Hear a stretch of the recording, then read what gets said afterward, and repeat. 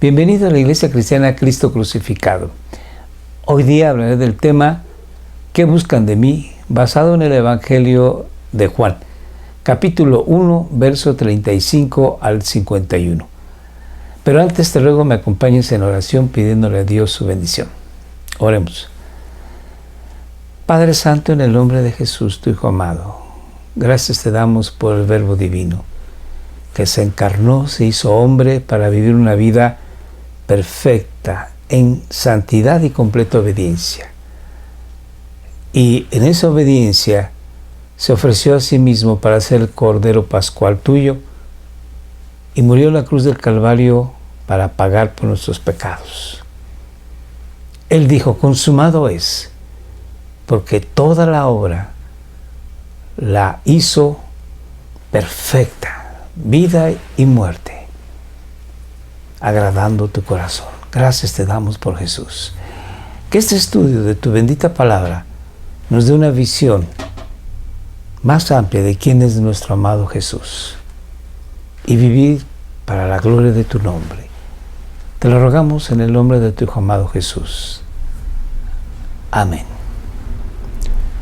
Juan el teólogo o Juan el apóstol escribe su evangelio y en el capítulo 1 él intenta en su prólogo, que es del verso 1 al 18, establecer que Jesucristo es verdaderamente Dios cuando dice que el Verbo era Dios y el Verbo estaba con Dios y en el principio de todo era o estaba el Verbo.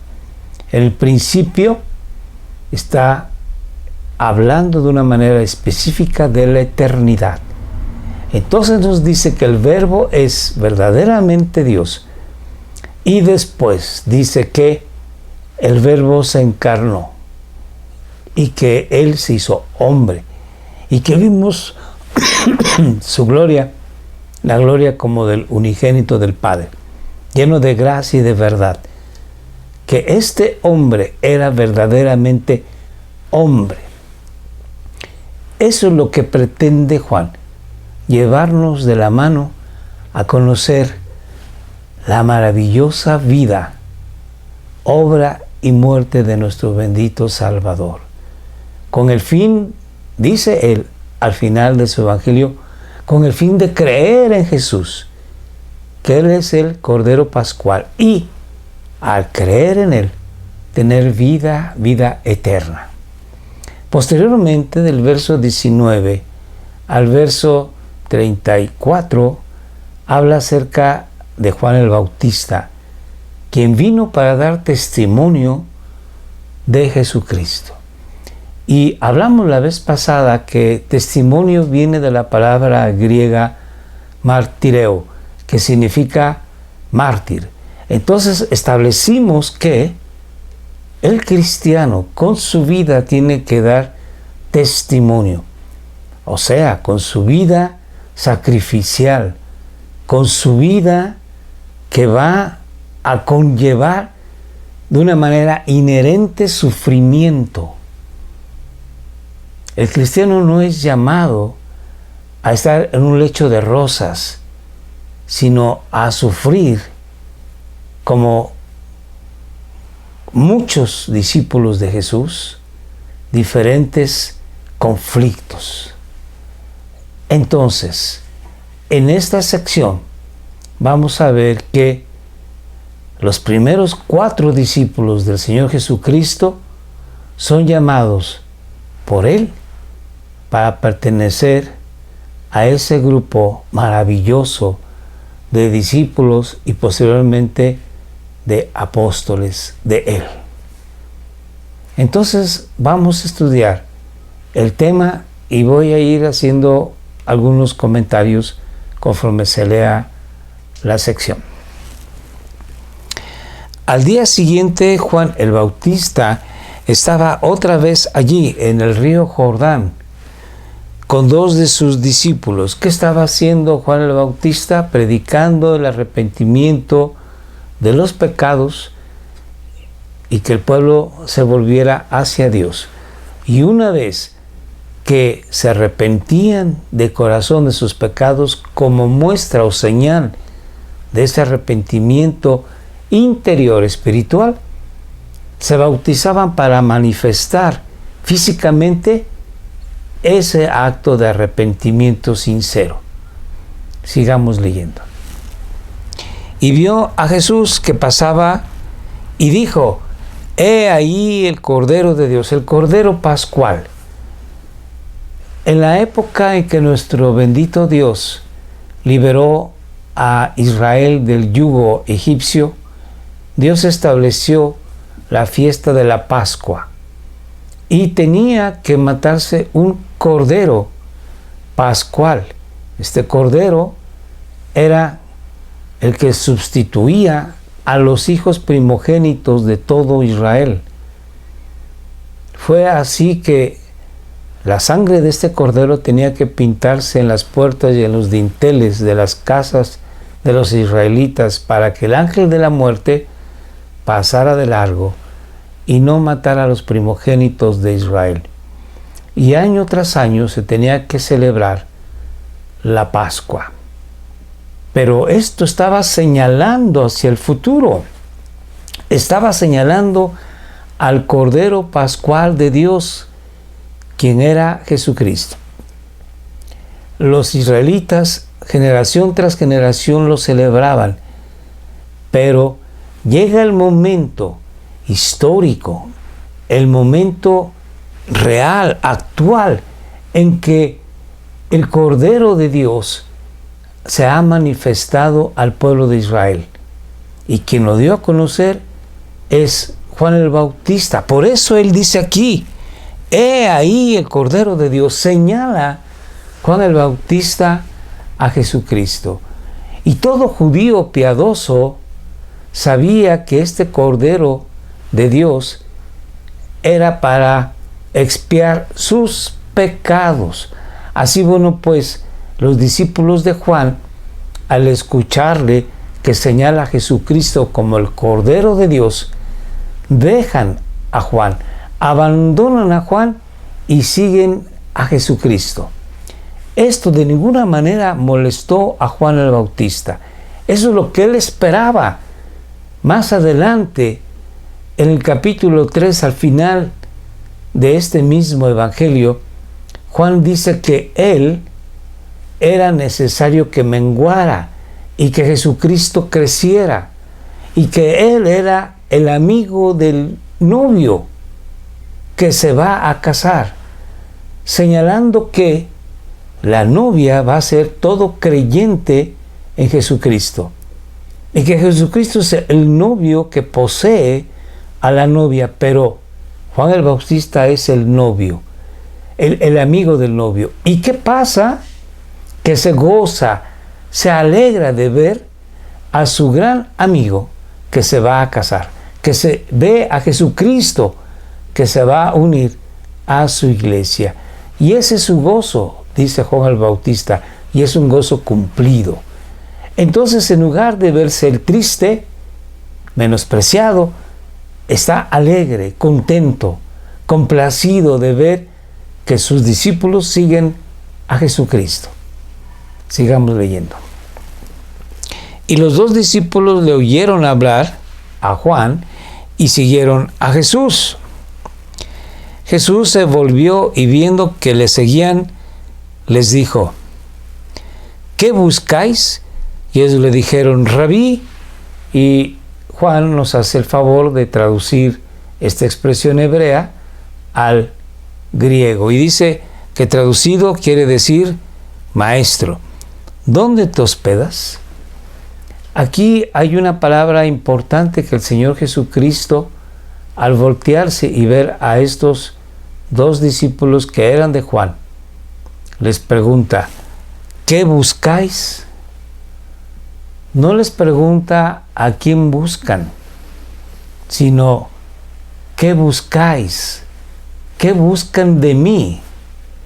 Y esto es algo importante porque en la historia de la iglesia ha habido gente religiosa que busca de Dios para un beneficio propio, un beneficio particular, no buscando la gloria de Dios, no buscando que Dios sea exaltado, que Dios sea glorificado, que Dios sea ensalzado, sino pretenden usar a Dios como el genio de la lámpara, al que le piden y le vuelven a pedir bendiciones o milagros.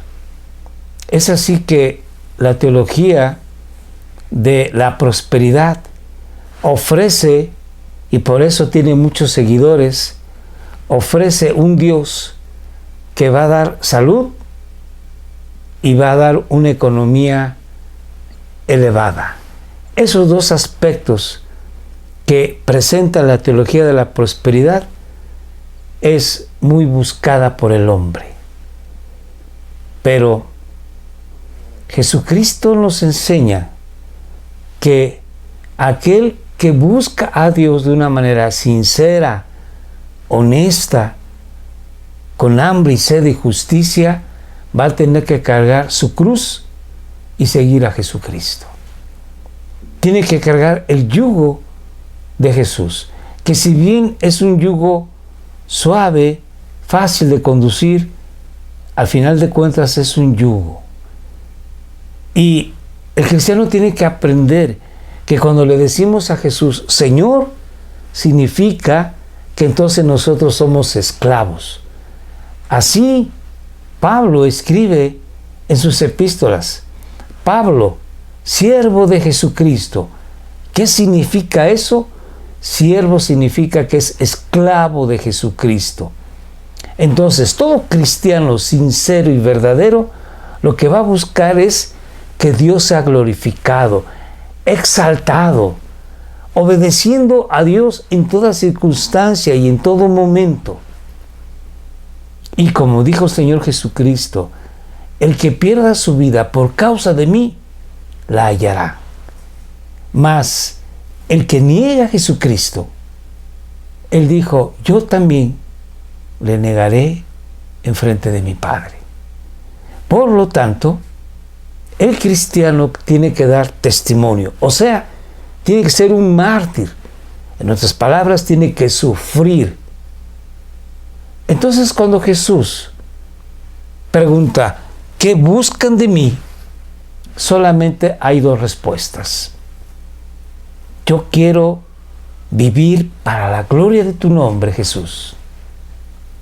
O uno puede decir, yo quiero que tú, Jesús, me sirvas a mí, que tú vengas a ser mi siervo, mi esclavo, y que tú me bendigas y me des todas aquellas cosas que yo anhelo.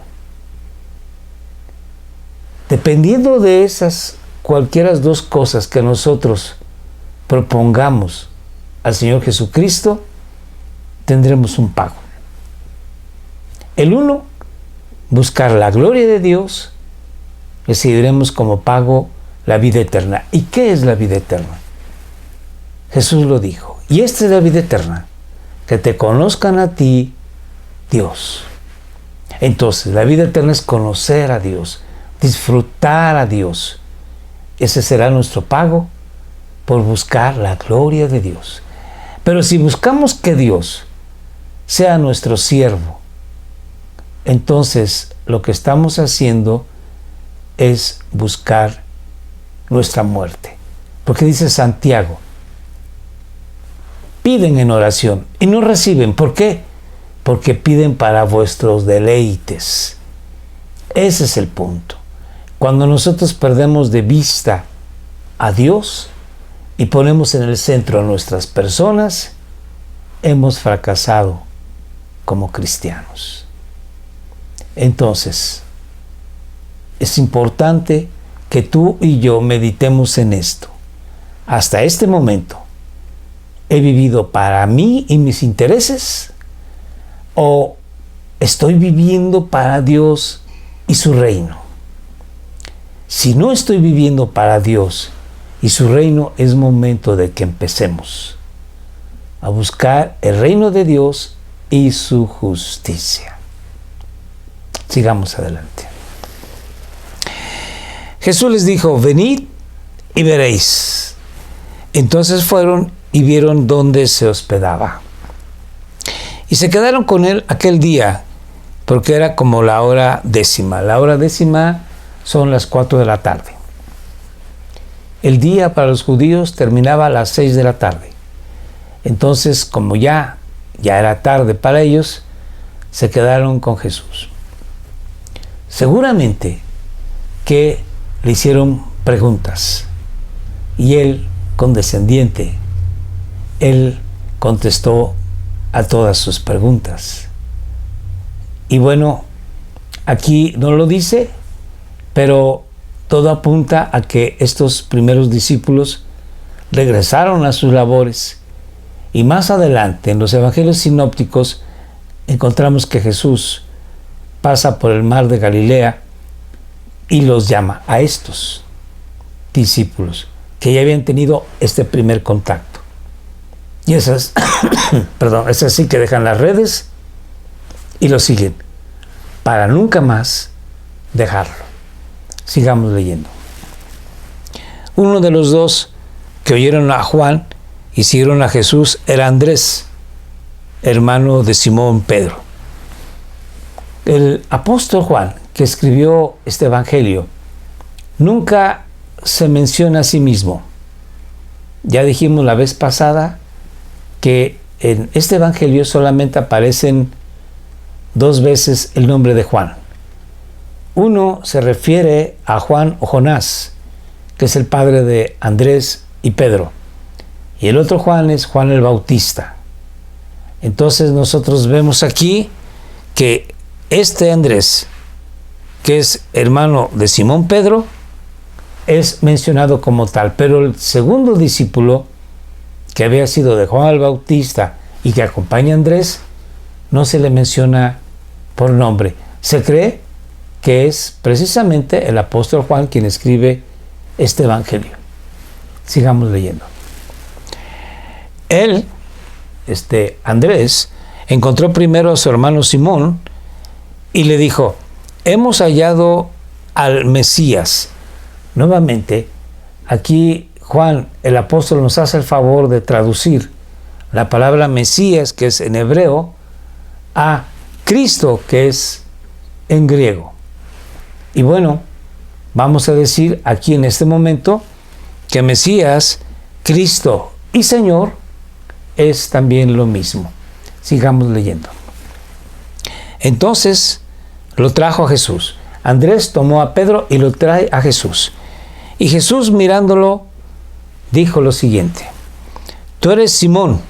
Antes de que Pedro o Simón abriera la boca, Jesús le dice, tú eres Simón. Y todavía lo identifica de una manera específica: hijo de Juan o Jonás. Imagínense ustedes la cara de Simón o Pedro al oír que Jesús le dice, tú eres Simón, hijo de Juan o Jonás.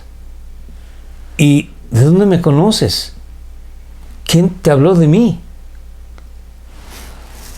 Tú serás llamado Cefas. En ese momento Jesús le dice, yo te conozco, yo te creo, yo planeé tu vida y ahora tú serás llamado Cefas. Nuevamente Juan nos hace el favor de traducir esta palabra aramea y dice que quiere decir Pedro, que es en griego, y Pedro significa piedra.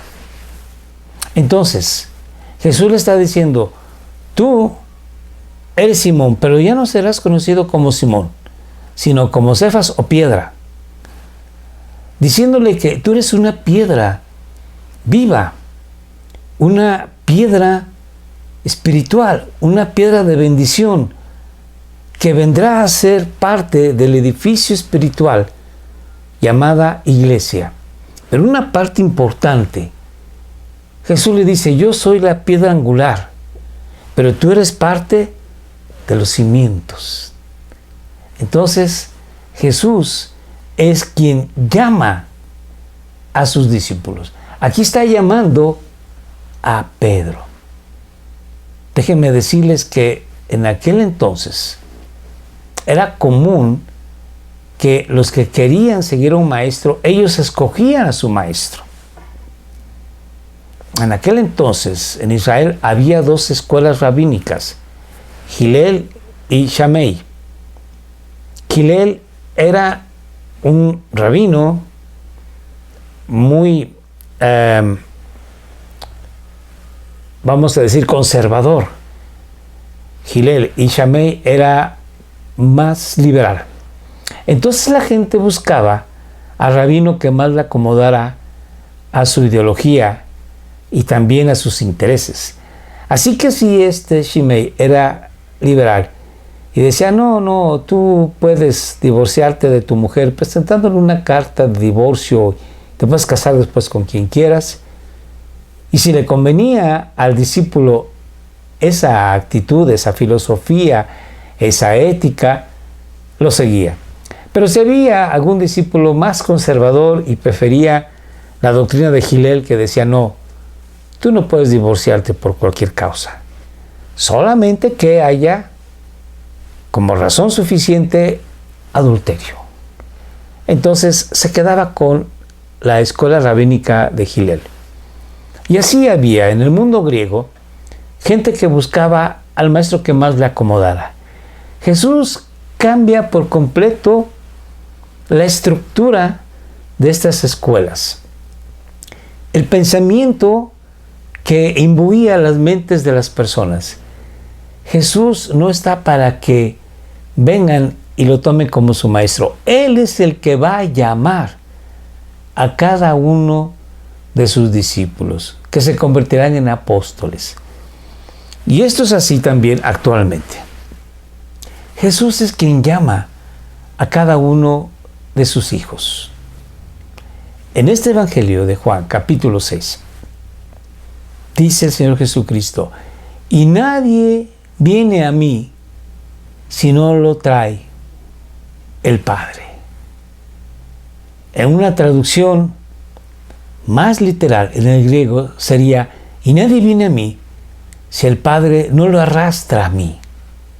O sea, el Padre es quien toma a la persona y lo trae a Jesús. Porque nosotros no tenemos ninguna intención de buscar a Dios. Nosotros estamos muertos en nuestros delitos y pecados. Y no tenemos ninguna inclinación de buscar a Dios, puesto que estamos muertos en nuestros delitos y pecados. Pero cuando Dios así lo quiere, Él nos da la luz suficiente para creer en Jesús. O sea, nos atrae Jesús o nos arrastra Jesús. Y es cuando nosotros nacemos de nuevo con la fe que Dios nos da. Y en ese momento nosotros somos hijos de Dios. Entonces, Jesús le dice a Pedro, en ese momento era Cefas, Simón. Simón ya no serás llamado así, sino Cefas, o Pedro, una piedra viva, como tú y como yo. Los cristianos somos una piedra viva, que somos parte del edificio que conforma la iglesia santa de Dios. Sigamos leyendo. Al día siguiente, Jesús se propuso salir para Galilea. Estaban en el río Jordán, por Betania. ¿Se acuerdan que habíamos comentado eso la vez pasada? Y ahora va a caminar hacia el norte, hacia Galilea. Y encontró en el camino a Felipe y le dijo, sígueme. Otra vez, Jesús es quien llama. Entonces Jesús llama a Andrés, llama a Pedro, llama a Felipe. Sigamos leyendo. Felipe era de Betsaida, era un pueblo que estaba alrededor del mar de Galilea, un pueblo marítimo. Entonces podemos ya con esto saber que Felipe era pescador, igual que Pedro, igual que Andrés. Felipe era de Betsaida, de la ciudad de Andrés y de Pedro. Aquí Juan nos da todavía otro dato más. En Betsaida también vivía Andrés y Pedro. Y aquí nosotros sabemos que Andrés y Pedro son pescadores.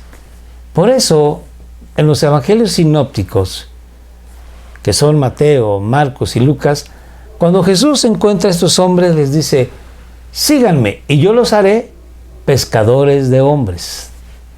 Entonces, esta era la profesión de Pedro, Andrés, Felipe y de otros más discípulos del Señor Jesucristo. También de Juan. Entonces, vemos que eran gente que no tenían una educación formal. Eran hombres comunes y corrientes. Pero llegó el momento en que el Sanedrín, en que los teólogos de aquel entonces, los escribas, reconocieron que estos hombres de poca educación habían estado con Jesús. Porque después de la resurrección de nuestro Señor Jesucristo, Cefas o Pedro se levantó y dio un sermón potente, vigoroso, y se notaba que había estado con Jesucristo. Y se convirtieron 3,000 personas en ese primer sermón. Así, bueno, pues empezamos a ver que el Señor Jesucristo llama al ministerio a gente del pueblo, no gente que tiene mucha educación y cultura, que sí los hubo también. Tenemos a Nicodemo, que era parte del Sanedrín, y tenemos a otros varones que eran de alcurnia, aunque no pertenecieran al área religiosa. A José de Arimatea, por ejemplo, que era un hombre que tenía mucho poder económico, puesto que había comprado una tumba en la que el Señor Jesucristo fue depositado. Entonces vemos que en su mayoría de los discípulos fueron gente del pueblo, como tú y como yo. Y entonces nosotros podemos decir algo. Estamos obligados a compartir el Evangelio como estos hombres, porque no nos podemos excusar y decir, bueno, es que ellos eran versados en la Biblia, ellos eran teólogos expertos. ¿Yo quién soy para abrir mi boca y compartir el mensaje a mi compañero de trabajo o al vecino? No, ellos eran como tú y como yo. Así que si ellos eran pescadores comunes y corrientes y pudieron hablar el Evangelio con gran vigor, valentía y con grandes frutos, tú y yo también lo podemos hacer. Debemos hacerlo. Sigamos adelante. Felipe encontró a Natanael y le dijo, en el Evangelio de Mateo, de Marcos, se menciona una lista de los apóstoles. Es muy posible que este Natanael sea Bartolomé, porque en las listas en donde se menciona a Felipe va conjuntamente con Bartolomé. Después de este momento, a Natanael ya casi no se le oye, pero más adelante aparece un Bartolomé. Los estudiosos de la Biblia piensan que este Natanael es Bartolomé, y muy posiblemente hayan sido ambos hermanos. Sigamos adelante. Entonces Felipe le dice a Natanael, hemos hallado a aquel de quien escribió Moisés en la ley. ¿Qué escribió Moisés en la ley acerca del Mesías? Ustedes han de recordar que hablamos la sección pasada de cuando Moisés dice, Dios levantará a un profeta de en medio de ustedes, de en medio de sus hermanos, a él oíd. Esto está en Deuteronomio capítulo 18, verso 15. Entonces la gente sabía que el profeta del cual hablaba Moisés era el Cristo, el Mesías. Y por eso le dice Felipe a Natanael, hemos hallado a aquel de quien escribió Moisés en la ley, o sea, el Mesías. Y además, dice Felipe, y también los profetas. Los profetas hablaron también del Mesías. Todos los profetas, de alguna manera, hablaron del Mesías. Unos decían que el Mesías entraría sentado en un pollino a Jerusalén victorioso. Otros decían que el Mesías iba a ser crucificado y que, dice, verán al que traspasaron y harán llanto. Otros profetas dicen que ustedes repartirán mis vestidos y echarán suerte sobre ellos. Y cada profeta fue armando el rompecabezas que daba figura al Mesías. Así, bueno, pues Felipe se ve que conoce de la Biblia, como cualquier judío que fuese piadoso y que estudiaba las Santas Escrituras, y dijo, llegó ya el Mesías, ya lo encontramos. Y eso se lo dice a su hermano. Si Andrés fue corriendo a buscar a su hermano Simón, Felipe ha de haber ido corriendo a buscar también a su hermano, a Natanael o Bartolomé, aunque no estamos seguros, bien pudiera ser su primo o un gran amigo. Pero bueno, como quiera que sea, Felipe no se quedó callado. De inmediato abrió su boca y compartió lo que él conocía del Evangelio. ¿Qué es el Evangelio? Las buenas noticias. Y esta es una excelente buena noticia. Hemos hallado al Mesías. Y tú y yo tenemos ese privilegio de abrir nuestra boca y decirle a la gente, el Mesías, el Cristo, me ha encontrado, me ha perdonado, me ha dado vida nueva y yo quiero presentártelo. Sigamos leyendo. Le dice, hemos encontrado a Jesús de Nazaret, el hijo de José. En Nazaret posiblemente no había muchos carpinteros. Así que Jesús era conocido en Nazaret. Y obviamente el que se creía que era padre de Jesús, José, también era conocido. Y bueno, da una referencia, como todavía se hacen las referencias en los pueblos pequeños aquí en nuestro país amado, en que uno dice, oye, vi a Juan. Juan, sí, Juan, el hijo de Esteban, el carpintero. Ah, sí, sí. O vi a María, sí, la hija de Sofía, la que es dueña de la verdulería de la esquina. Ah, sí, sí. Entonces, da una referencia.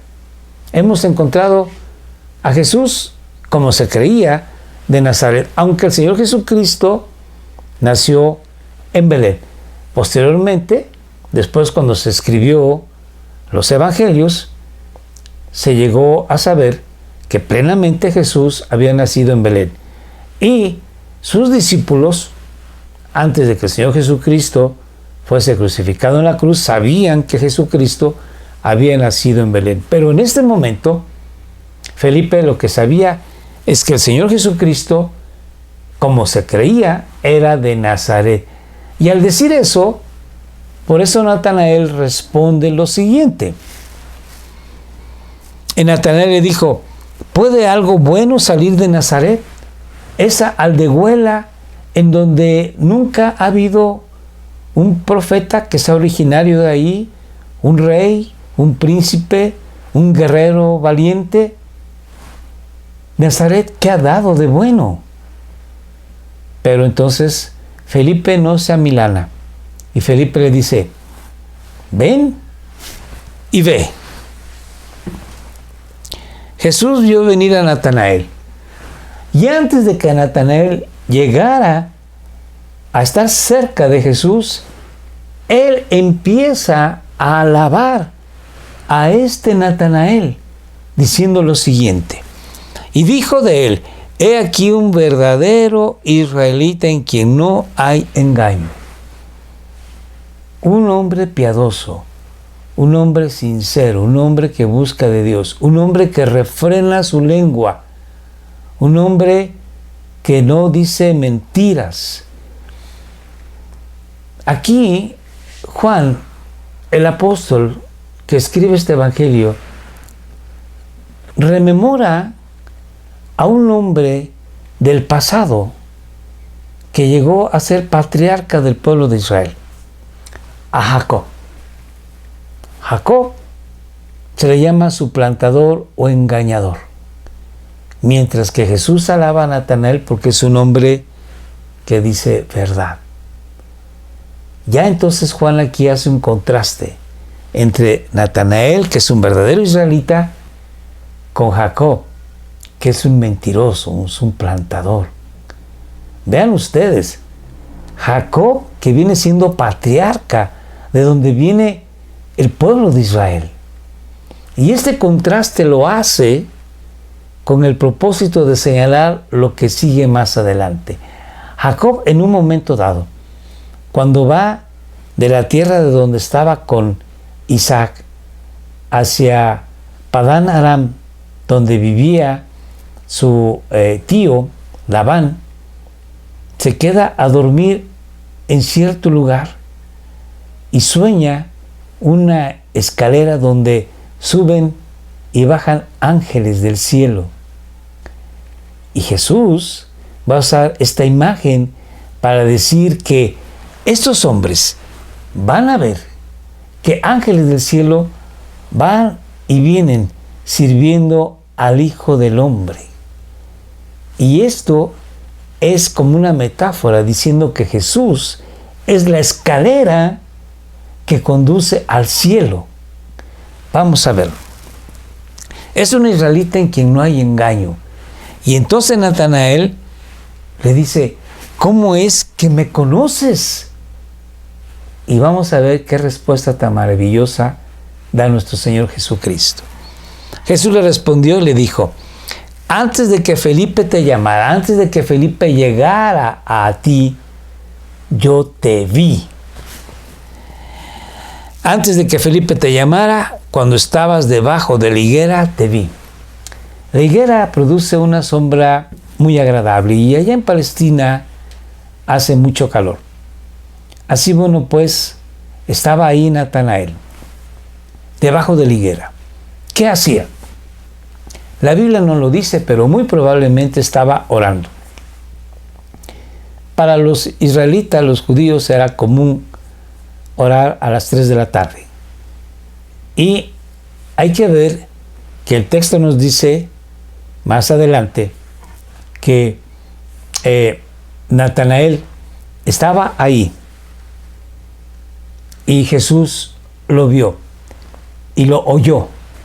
¿Qué estaba haciendo Natanael? Orando. Orando a Dios. Y Dios, que es Jesucristo, estaba escuchando su oración. Juan nos dice aquí que Jesucristo es Dios, porque Dios es el único que puede ser omnisciente. Puede estar en todo lugar y en todo momento. Hay que recordar que el Señor Jesucristo es verdaderamente Dios y verdaderamente hombre. Entonces, el Señor Jesucristo, como Dios, conocía los pensamientos de los fariseos cuando estaban en aquella casa que habían quitado el techo y habían bajado la camilla con un hombre paralítico.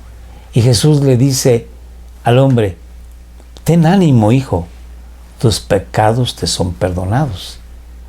Y los fariseos murmuraban y en sus mentes decían, este hombre blasfema. Y Jesús dice, pues para que sepáis que el Hijo del Hombre tiene autoridad en la tierra para perdonar pecados, le dijo al paralítico, levántate, toma tu camilla y anda. Jesús podía perdonar pecados y sanar enfermedades. Pero aquí el punto es que él conocía el pensamiento de estos fariseos. Jesús aquí sabía de qué estaba hablando Natanael. Jesús es Dios. Y eso es lo que nos quiere hacer ver Juan el teólogo, Juan el apóstol, que escribe este evangelio. Jesucristo es verdaderamente Dios y es verdaderamente hombre. Sigamos leyendo. Natanael le respondió: Rabí, ya sabemos, Juan nos enseñó que significa maestro. Tú eres el Hijo de Dios. Tú eres el Rey de Israel. Aquí Natanael no cabe de gozo y se expresa dándole gloria a Dios con 3 expresiones. Eres el maestro. No significa un maestro, sino el maestro. Eres el Hijo de Dios. Eres el Rey de Israel. 3 títulos que son ciertos para Jesucristo. Y yo creo que Natanael se puso de rodillas y le dijo: oh, Señor, tú eres el Hijo de Dios, tú eres el Rey de Israel. Creyó. Él había dicho antes: ¿de Nazaret puede venir el Cristo? Si sabemos que el Cristo va a venir de Belén. Sin embargo, al ver a Jesús y escuchar lo que le dijo: yo te vi. Natanael estaba lejos de donde estaba Jesús. Estaba debajo de la higuera. Probablemente nadie sabía dónde estaba Natanael orando, porque buscaba un lugar aparte, solitario, para estar únicamente con Dios. Y tú me viste y creyó. ¿Y Jesús qué le dice a Natanael?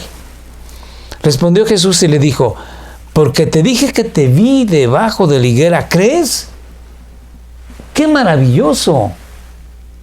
Este hombre creyó por completo que tú eres el Hijo de Dios, la segunda persona de la Trinidad, Dios mismo, y tú eres el Rey de Israel.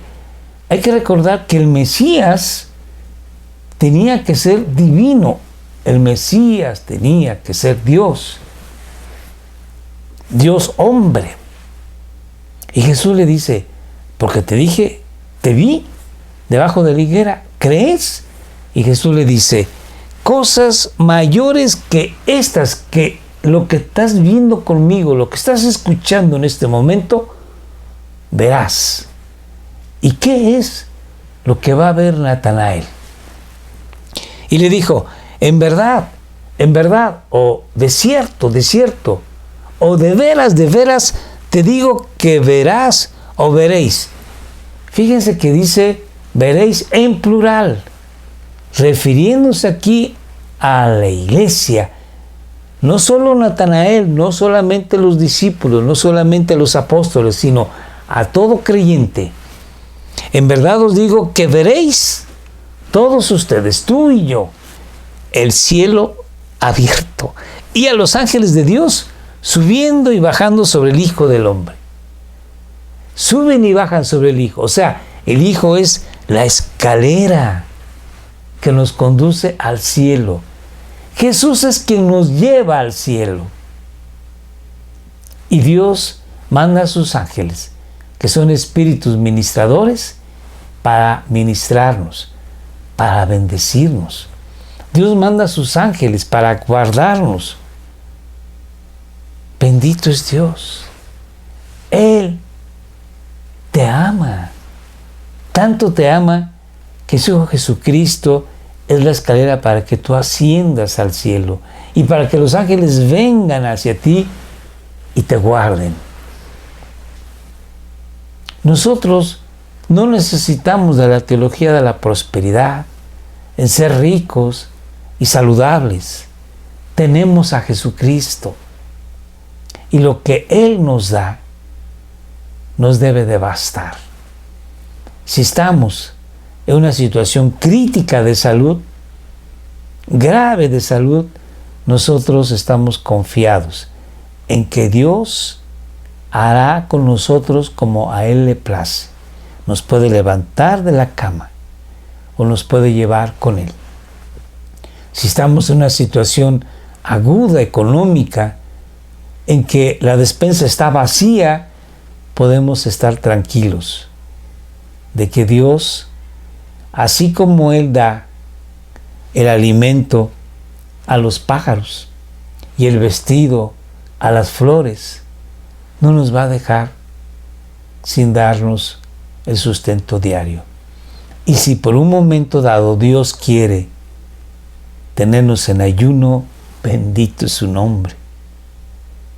Entonces, lo único que nosotros necesitamos es al Hijo del Hombre, al Rey de Israel, a este bendito rabino que vino para darnos vida, vida eterna. Este Señor Dios, este Dios bendito, este Jesucristo, quiere que nosotros tengamos una vida próspera, sí, pero esa vida próspera es en el Espíritu, en lo que es eterno, porque al final de cuentas, esta vida material se va a quedar aquí. Nuestro cuerpo será levantado un día y Dios lo revestirá, de tal forma de que seremos glorificados como su Hijo amado. Tendremos un cuerpo glorificado como su Hijo amado, para otro tipo de vida allá en la eternidad. Hoy aquí nos toca ser mártires, ser testigos y en ese testimonio sufrir. Agradezcamos a Dios, que es para nosotros un deleite servir a nuestro Señor en nuestras condiciones muy particulares de cada uno. Porque ciertamente tú puedes ahorita estar viviendo la muerte de un ser querido, la pérdida de un trabajo, la pérdida de tu salud. Pero Dios es quien te fortalece y te fortalecerá, al igual que a mí. Oremos. Bendito Dios, gracias te damos en el nombre de Jesús, tu Hijo amado, porque en Él tenemos la vida abundante, la vida eterna. Te tenemos a ti. La gloria a tu santo nombre. Gracias. En el nombre de Jesús. Amén. Acompáñanos todos los martes, por favor, Facebook Live, 6 de la tarde. Escríbenos tus necesidades, tus peticiones de oración. Con gusto oraremos por ti. También te recuerdo que estamos en Facebook y en YouTube. Ahora estamos, además de WhatsApp, Telegram. Y por favor, ve estos videos todos los martes, jueves y sábados, 7 de la noche. Suscríbete si no lo has hecho, comparte, muy importante, a tus amigos, familiares, tus vecinos, para que ellos vengan al conocimiento de nuestro Señor y Dios Jesucristo. Muchas gracias. Dios te bendiga.